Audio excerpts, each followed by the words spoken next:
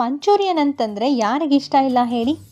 Restaurant ಸ್ಟೈಲ್ನಲ್ಲಿ baby corn manchurian ಹೇಗೆ ಮಾಡೋದು ಅಂತ ಇವತ್ತಿನ ವಿಡಿಯೋದಲ್ಲಿ ತೋರಿಸ್ಕೊಡ್ತಾ ಇದ್ದೀನಿ. ಈ ವಿಡಿಯೋನ ನೋಡಿದ್ದಾದಮೇಲೆ ಖಂಡಿತ ನೀವು ಬೇಬಿ ಕಾರ್ನ್ ಮಂಚೂರಿಯನ್ನ ಟ್ರೈ ಮಾಡ್ತೀರಾ. ಸೊ ಅಷ್ಟು ಚೆನ್ನಾಗಿದೆ, ನೋಡೋದಕ್ಕೆ ಎಷ್ಟು ಚೆನ್ನಾಗಿದೆ ಅಂತಂದರೆ ಇನ್ನು ತಿನ್ನೋದಕ್ಕೆ ಎಷ್ಟು ಟೇಸ್ಟಿಯಾಗಿದೆ ಅಲ್ವಾ. ಸೊ ಪಕ್ಕಾ ನಿಮಗೆ ರೆಸ್ಟೋರೆಂಟ್ ಸ್ಟೈಲ್ನಲ್ಲೇ ಇರುತ್ತೆ.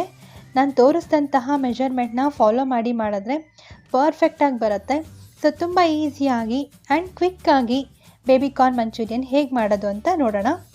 ಸೊ ಲೇಟ್ ಮಾಡದೆ ವಿಡಿಯೋನ ಶುರು ಮಾಡೋಣ. ಹಾಯ್ ನಮಸ್ತೆ, ನಾನು Suma. Welcome back to my channel Suma food in Kannada. ನಾನಿಲ್ಲಿ 200 ಗ್ರಾಮ್ಸ್ನಷ್ಟು ಬೇಬಿ ಕಾರ್ನ್ ತೊಗೊಂಡಿದ್ದೀನಿ. ಬೇಬಿ ಕಾರ್ನ್ನ ನೀಟಾಗಿ ವಾಶ್ ಮಾಡಿ ಕಟ್ ಮಾಡ್ಕೊಳ್ಬೇಕು.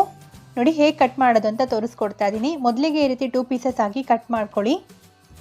ಸೊ ಈ ರೀತಿ ಉದ್ದವಾಗಿ ಇರೋ ಹಾಗೆ ಕಟ್ ಮಾಡ್ಕೊಳ್ಬೇಕು.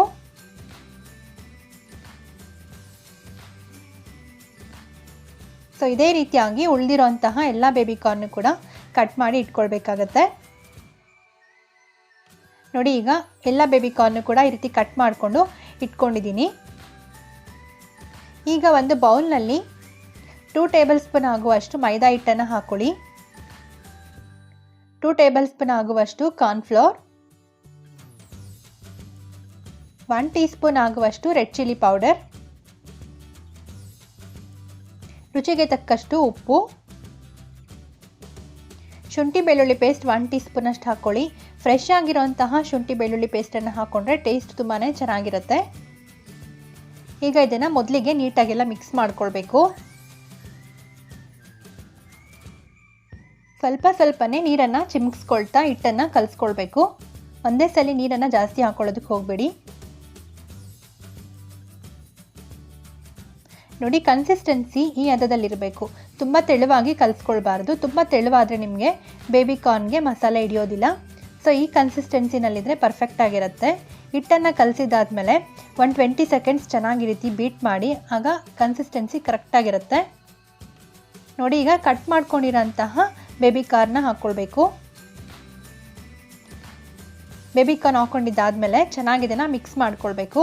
ಮಸಾಲೆ ಎಲ್ಲ ನೀಟಾಗಿ ಕೋಟಿಂಗ್ ಹಾಗೆ ಚೆನ್ನಾಗಿದೆನ ಮಿಕ್ಸ್ ಮಾಡ್ಕೊಳ್ಬೇಕು.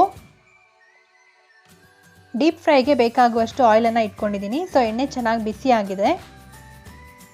ಈಗ ಕಲಿಸ್ಕೊಂಡಿರೋಂತಹ ಬೇಬಿ ಕಾರ್ನ್ ಹಾಕ್ಕೊಳ್ಬೇಕು. ಬಾಣಲಿಗೆ ಎಷ್ಟು ಹಿಡಿಯುತ್ತೋ ಅಷ್ಟನ್ನು ನೋಡಿಕೊಂಡು ಹಾಕ್ಕೊಳ್ಬೇಕಾಗತ್ತೆ. ಮೀಡಿಯಂ ಫ್ಲೇಮ್ನಲ್ಲಿಟ್ಟು ಚೆನ್ನಾಗಿ ಗೋಲ್ಡನ್ ಕಲರ್ ಬ್ರೌನ್ ಬರೋವರೆಗೂ ಇದನ್ನು ಬೇಯಿಸ್ಕೊಳ್ಬೇಕು. ಹಾಕಿದ ತಕ್ಷಣ ತಿರುಗಿಸೋದಕ್ಕೆ ಹೋಗಬೇಡಿ. ಒಂದು ಸೈಡ್ ಚೆನ್ನಾಗಿ ಗೋಲ್ಡನ್ ಕಲರ್ ಬ್ರೌನ್ ಬಂದಿದ್ದಾದಮೇಲೆ ಇದನ್ನು ಟರ್ನ್ ಮಾಡಿ ಇನ್ನೊಂದು ಸೈಡ್ ಕೂಡ ಚೆನ್ನಾಗಿ ಬೇಯಿಸ್ಕೊಳ್ಬೇಕಾಗತ್ತೆ. ನೋಡಿ ಈಗ ಒಂದು ಸೈಡ್ ಚೆನ್ನಾಗಿ ಬಂದಿದೆ. ಈಗ ಟರ್ನ್ ಮಾಡ್ತಿದ್ದೀನಿ. ಸೊ ಇನ್ನೊಂದು ಸೈಡು ಕೂಡ ಚೆನ್ನಾಗಿ ಇದನ್ನು ಬೇಯಿಸ್ಕೊಳ್ಬೇಕು. ನೋಡಿ ಈ ರೀತಿಯಾಗಿ ಕ್ರಿಸ್ಪಿಯಾಗಿ ಬೇಯೋವರೆಗೂ ಕೂಡ ಇದನ್ನು ಚೆನ್ನಾಗಿ ಬೇಯಿಸ್ಕೊಳ್ಬೇಕಾಗತ್ತೆ. ಈಗ ಬೆಂದಿದೆ, ಇದನ್ನು ತೆಗೆದುಕೊಳ್ತಾ ಇದ್ದೀನಿ. ಇದೇ ರೀತಿ ಉಳಿದಿರೋ ಅಂತಹ ಎಲ್ಲ ಬೇಬಿ ಕಾರ್ನ್ ಕೂಡ ಇದೇ ರೀತಿ ಮೀಡಿಯಂ ಫ್ಲೇಮ್ನಲ್ಲಿಟ್ಟು ಕ್ರಿಸ್ಪಿ ಆಗೋವರೆಗೂ ಕೂಡ ಚೆನ್ನಾಗಿ ಇದನ್ನು ಬೇಯಿಸ್ಕೊಳ್ಬೇಕು.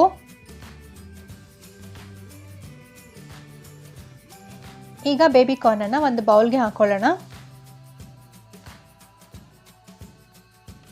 ಸೊ ನೋಡಿ ಎಷ್ಟು ಪರ್ಫೆಕ್ಟಾಗಿ ಎಷ್ಟು ಕ್ರಿಸ್ಪಿಯಾಗಿ ಬಂದಿದೆ ಅಲ್ವಾ. ಸೊ ಈ ರೀತಿಯಾಗಿ ಬೇಯಿಸ್ಕೊಳ್ಬೇಕಾಗತ್ತೆ. ಈಗ ಅದೇ ಬಾಣಲಿನಲ್ಲಿ 2 ಟೇಬಲ್ ಸ್ಪೂನ್ ಆಗುವಷ್ಟು ಆಯಿಲ್ ಹಾಕ್ಕೊಂಡಿದ್ದೀನಿ. ಆಯಿಲ್ ಚೆನ್ನಾಗಿ ಬಿಸಿ ಆಗಿದ್ದಾದಮೇಲೆ ಸಣ್ಣದಾಗಿ ಕಟ್ ಮಾಡಿರೋಂತಹ ಶುಂಠಿ ಬೆಳ್ಳುಳ್ಳಿ ಹಾಕ್ಕೊಳ್ಳಿ. ತಿನ್ನಬೇಕಾದ್ರೆ ತುಂಬ ಒಳ್ಳೆ ಟೇಸ್ಟ್ ಕೊಡುತ್ತೆ ಇದು. ಎಣ್ಣೆಯಲ್ಲಿ ಚೆನ್ನಾಗಿ ಫ್ರೈ ಆಗಬೇಕು ಶುಂಠಿ ಬೆಳ್ಳುಳ್ಳಿ. ಈಗ 2 ಹಸಿಮೆಣಸಿನ್ಕಾಯಿನ ಸಣ್ಣದಾಗಿ ಕಟ್ ಮಾಡಿ ಹಾಕ್ಕೊಳ್ಬೇಕಾಗತ್ತೆ. ಹಸಿಮೆಣಸಿನ್ಕಾಯಿನೂ ಕೂಡ ಚೆನ್ನಾಗಿ ಫ್ರೈ ಮಾಡ್ಕೊಳ್ಳಿ.